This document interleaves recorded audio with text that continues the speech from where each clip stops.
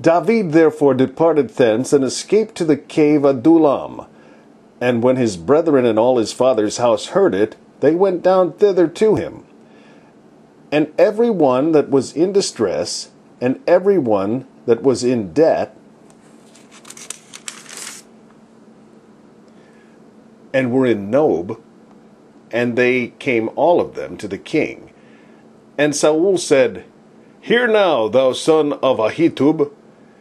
And he answered, Here I am, my lord.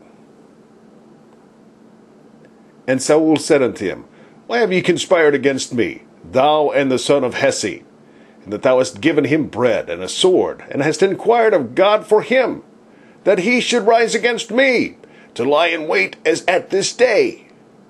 Then Ahimelech answered the king, and said, And who is so faithful among all thy servants as David, which is the king's son-in-law, and goeth at thy bidding, and is honorable in thine house?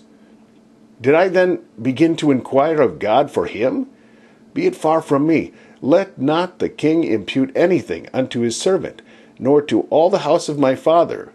For thy servant knew nothing of all this, less or more. And the king said, Thou shalt surely die, Ahimelech, thou and all thy father's house. And the king said unto the footmen that stood about him, Turn, and slay the priest of the Lord, because their hand also is with David, and because they knew when he fled, and did not show it to me. But the servants of the king would not put forth their hand to fall upon the priests of the Lord. And the king said to Doeg, Turn thou and fall upon the priests. And Doeg the Edomite turned, and he fell upon the priests, and slew on that day 75 persons that did wear a linen ephod.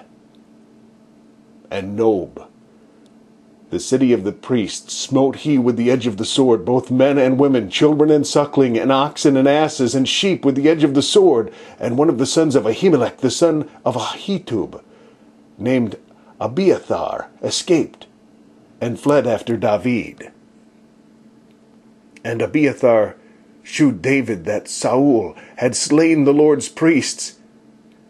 And David said unto Abiathar, I knew it that day when Doeg the Edomite was there, that he would surely tell Saul, I have occasioned the death of all the persons of thy father's house.